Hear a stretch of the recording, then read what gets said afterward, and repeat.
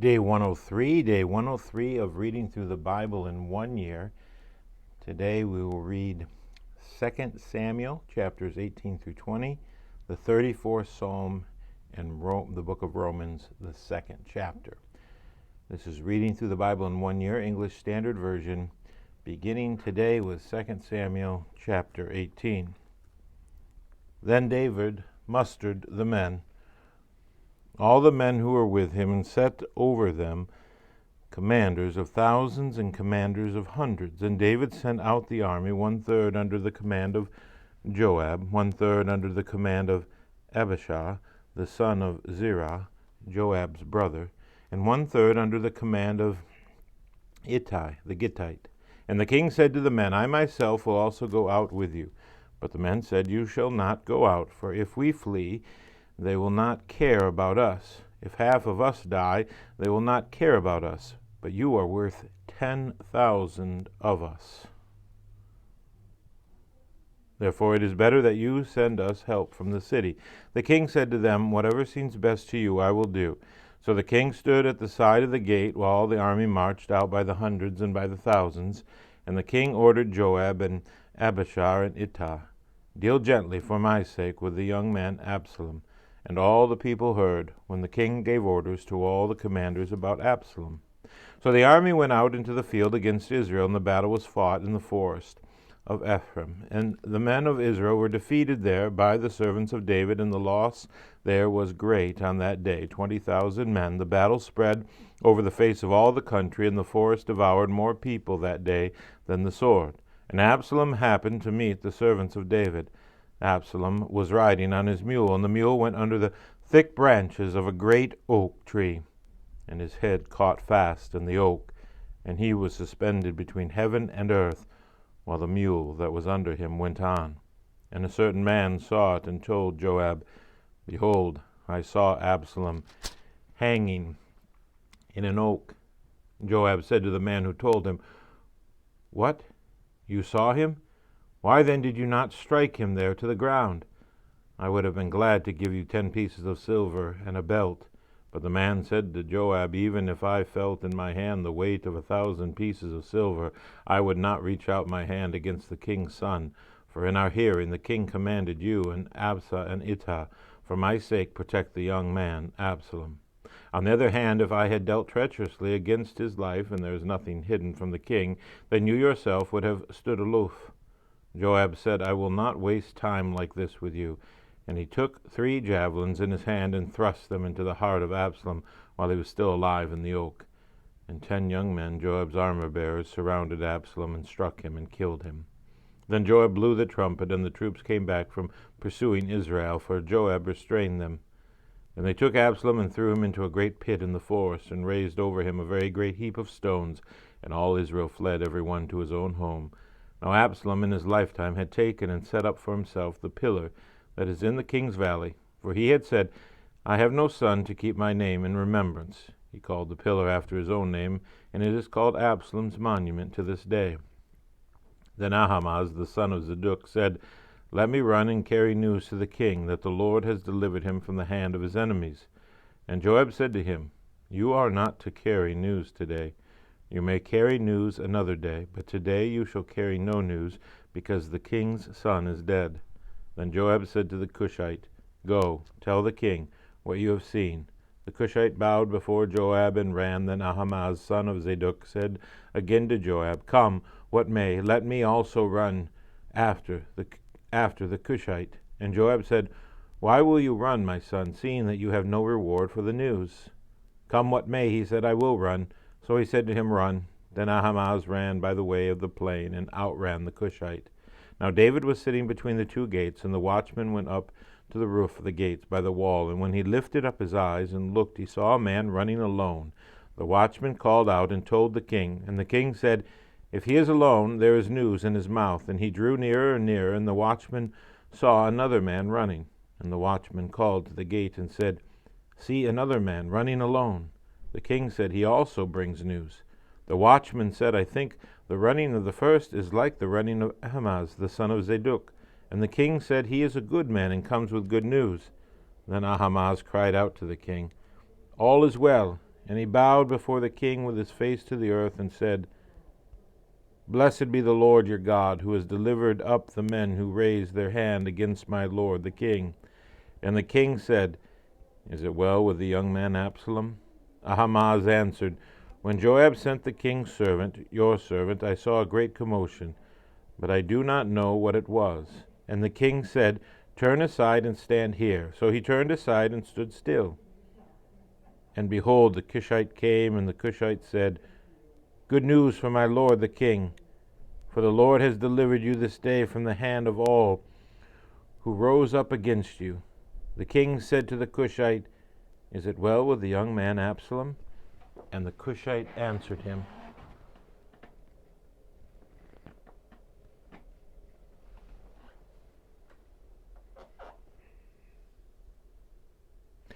May the enemies of my lord the king and all who rise up against you for evil be like that young man. And the king was deeply moved and went up to the chamber over the gate and wept. And as he went, he said, O my son Absalom, my son Absalom, would I had died instead of you. O Absalom, my son, my son. Chapter 19. It was told Joab, Behold, the king is weeping and mourning for Absalom. So the victory that day was turned into mourning for all the people, for the people heard that day, The king is grieving for his son. And the people stole into the city that day, as people steal in who are ashamed when they flee in battle. The king covered his face, and the king cried with a loud voice, O my son Absalom, O Absalom, my son, my son. Then Joab came into the house of the king and said, You have today covered with shame the faces of all your servants, who have this day saved your life, and the lives of your sons and your daughters, and the lives of your wives and your concubines, because you love those who hate you, and hate those who love you.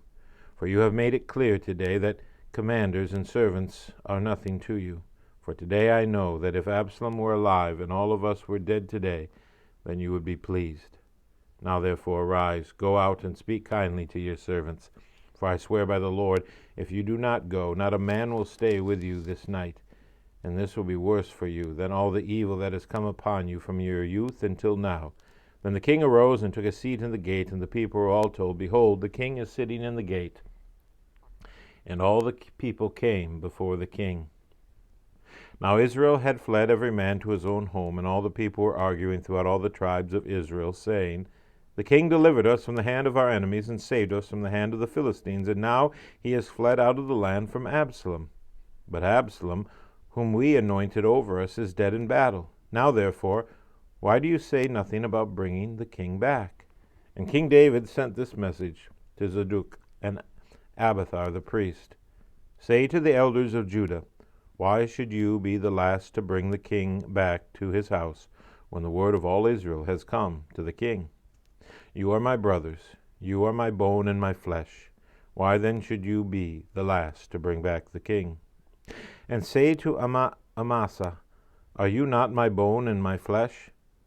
God do so to me, and more also, if you are not commander of my army from now on in the place of Joab. And he swayed the heart of all the men of Judah as one man, so that they sent word to the king, Return, both you and all your servants. So the king came back to the Jordan, and Judah came to Gilgal to meet the king and to bring the king over the Jordan. And Shimei, the son of Gera, the Benjaminite, from Barum, hurried to come down with the men of Judah to meet King David. And with him were 1,000 men from Benjamin. And Ziba, the servant of the house of Saul, with his 15 sons and his 20 servants, rushed down to the Jordan before the king. And they crossed the ford to bring over the king's household and to do his pleasure. And Shimei, the son of Gera, fell down before the king, as he was about to cross the Jordan, and said to the king, Let not my lord hold me guilty, or remember how your servant did wrong on the day my lord was king. The king had left Jerusalem. Do not let the king take it to heart for your servant knows that I have sinned. Therefore, behold, I have come this day, the first of all the house of Joseph, to come down to meet my lord the king. Abishai, the son of Zerah, answered, Shall not Shimei be put to death for this, because he cursed the Lord's anointed? But David said, What have I to do with you, you sons of Zerah, that you should this day be as an adviser to me? Shall anyone be put to death in Israel this day? For do I not know that I am this day king over Israel? And the king said to Shmuel, You shall not die. And the king gave him his oath. And Mephibosheth, the son of Saul, came down to meet the king.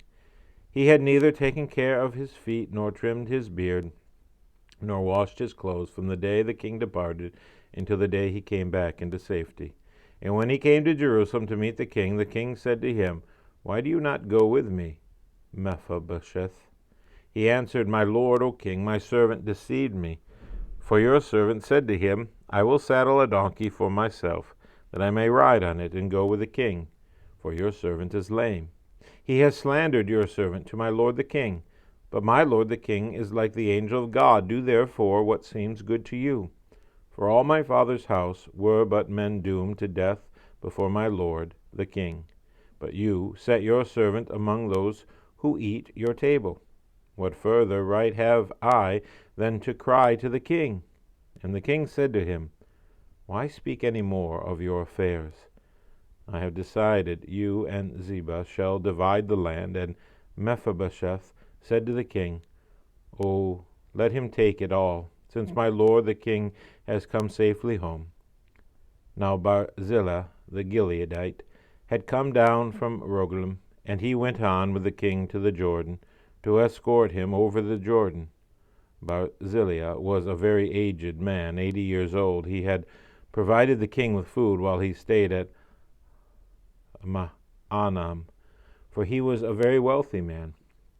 And the king said to Barzillai, Come over with me, and I will provide for you with me in Jerusalem. But Barzillai said to the king, How many years have I still to live, that I should go up with the king of Jerusalem? I am this day 80 years old. Can I discern what is pleasant and what is not? Can your servant taste what he eats or what he drinks? Can I still listen to the voice of singing men and a singing woman? Why, then, should your servant be an added burden to my lord the king? Your servant will go a little way over the Jordan with the king. Why should the king repay me with such a reward? Please let your servant return, that I may die in my own city near the grave of my father and my mother. But here is your servant, Shiham. Let him go over with my lord the king, and do for him whatever seems good to you. And the king answered, Shimham shall go over with me, and I will do for him whatever seems good to you, and all that you desire of me I will do for you. Then all the people went over the Jordan. The king went over, and the king kissed Barzillai and blessed him, and he returned to his own home. The king went on to Gilgal, and Shimham went on with him. All the people of Judah and also half the people of Israel brought the king on his way. Then all the men of Israel came to the king and said to the king, Why have our brothers, the men of Judah, stolen you away, and brought the king and his household over the Jordan, and all David's men with him? All the men of Judah answered the men of Israel, Because the king is our close relative. Why then are you angry over this matter? Have we eaten at all at the king's expense? Or has he given us any gift? And the men of Israel answered the men of Judah, We have 10 shares in the king, and in David also. We have more than you. Why then did you despise us? Were we not the first to speak of bringing back our king?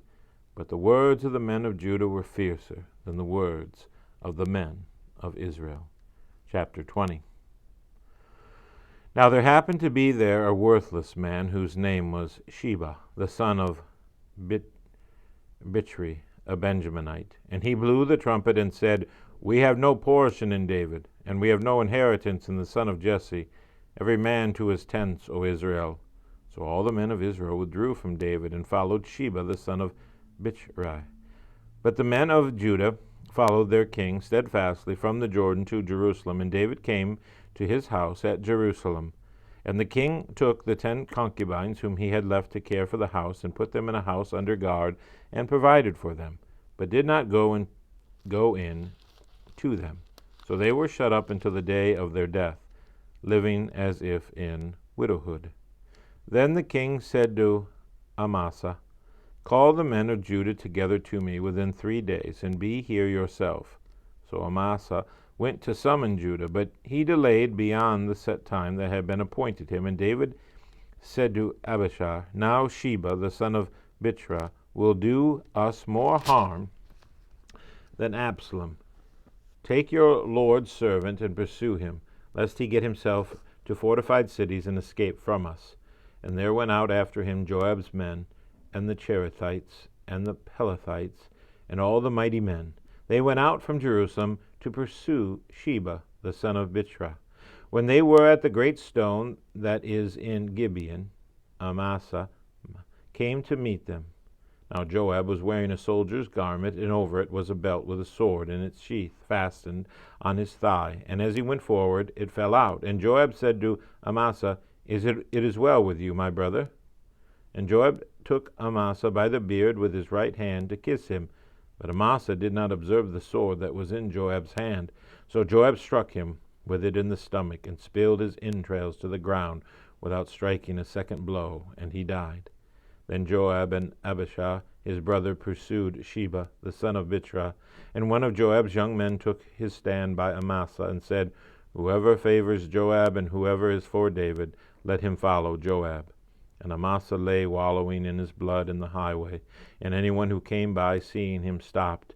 And when the man saw that all the people stopped, he carried Amasa out of the highway into the field, and threw a garment over him. When he was taken out of the highway, all the people went on after Joab to pursue Sheba, the son of Bichra.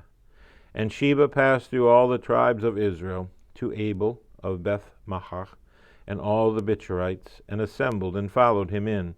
And all the men who were with Joab came and besieged him in Abel of Beth-Machach. They cast up a mound against the city, and it stood against the rampart. And they were battering the wall to throw it down. Then a wise woman called from the city, Listen, listen, tell Joab, Come here, that I may speak to you. And he came near her, and the woman said, Are you Joab? He answered, I am. Then she said to him, Listen to the words of your servant.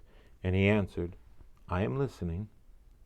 Then she said, They used to say in former times, Let them but ask counsel at Abel. And so they settled the matter. I am one of those who are peaceable and faithful in Israel. You seek to destroy a city that is a mother in Israel. Why will you swallow up the heritage of the Lord? Joab answered, Far be it from me, far be it, that I should swallow up or destroy. That is not true. But a man of the hill country of Ephraim, called Sheba, the son of Bichra, has lifted up his hand against King David. Give up him alone, and I will withdraw from the city. And the woman said to Joab, Behold, his head shall be thrown to you over the wall. Then the woman went to all the people in her wisdom, and they cut off the head of Sheba, the son of Bichra, and threw it out over Joab. So he blew the trumpet, and they disappeared from the city, every man to his home. And Joab returned to Jerusalem to the king. Now Joab was in command of all the army of Israel, and Benaiah, the son of Joadiah, was in command of the Cherethites and the Pelethites, and Adoram was in charge of the forced labor, and Jehoshaphat, the son of Uhud, was the recorder, and Sheva was secretary, and Zadok and Abiathar were priests, and Ira the Jerethite was also David's priest. And now Psalm 34. Psalm 34. I will bless the Lord at all times. His praise shall continually be in my mouth. My soul makes it boast in the Lord. Let the humble hear and be glad.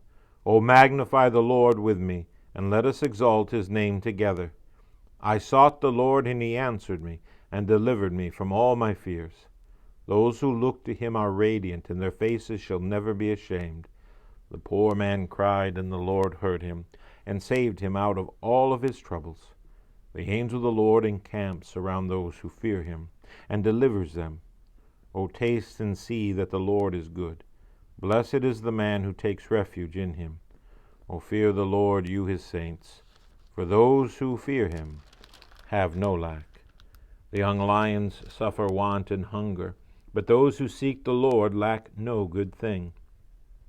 Come, O children, listen to me. I will teach you the fear of the Lord. What man is there who desires life and loves many days, that he may see good? Keep your tongue from evil and your lips from speaking deceit.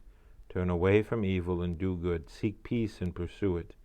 The eyes of the Lord are toward the righteous, and his ears toward their cry. The face of the Lord is against those who do evil, to cut off the memory of them from the earth. When the righteous cry for help, the Lord hears, and delivers them out of all their troubles. The Lord is near to the brokenhearted, and saves the crushed in spirit. Many are the afflictions of the righteous, but the Lord delivers him out of them all. He keeps all his bones, not one of them is broken. Affliction will slay the wicked, and those who hate the righteous will be condemned. The Lord redeems the life of his servants. None of those who take refuge in him will be condemned. And lastly, we continue in the book of Romans, the 2nd chapter. Romans chapter 2.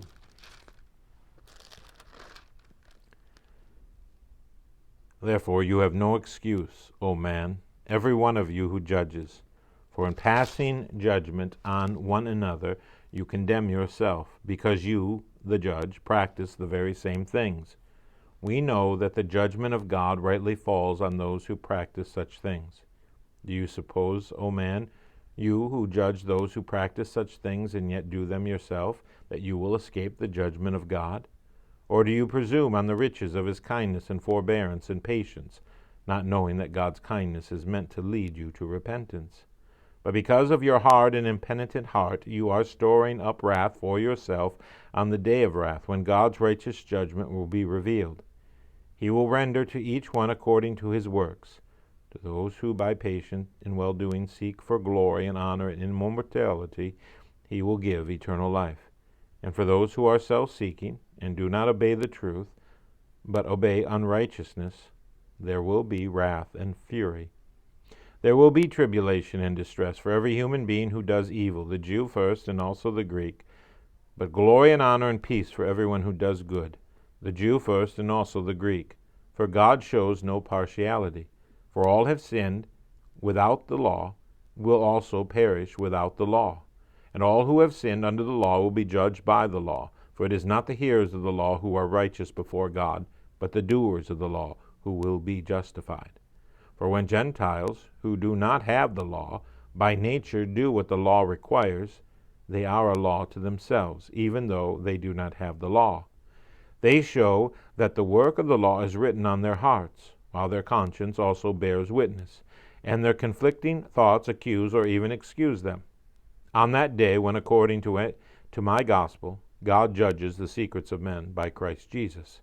But if you call yourself a Jew and rely on the law and boast in God and know his will and approve what is excellent because you are instructed from the law, and if you are sure that you yourself are a guide to the blind, a light to those who are in the darkness, an instructor of the foolish, and a teacher of children, having in the law the embodiment of knowledge and truth, you then, who teach others, do you not teach yourselves? While you preach against stealing, do you steal? You say that one must not commit adultery. Do you commit adultery? You abhor idols. Do you rob temples? You who boast in the law dishonor God by breaking the law. For as it is written, the name of God is blasphemed among the Gentiles because of you. For circumcision indeed is of value if you obey the law, but if you break the law, your circumcision becomes uncircumcision. So if a man who is uncircumcised keeps the precepts of the law, will not his uncircumcision be regarded as circumcision? Then he who is physically uncircumcised but keeps the law will condemn you who have the written code and circumcision but break the law. For no one is a Jew who is merely one outwardly, nor is circumcision outward and physical. But a Jew is one inwardly, and circumcision is a matter of the heart, by the Spirit, not by the letter. His praise is not from man, but from God. That's the end of day 103. We read in the book of 2 Samuel, chapters 18 through 20. We read the 34th Psalm and in the book of Romans, the 2nd chapter.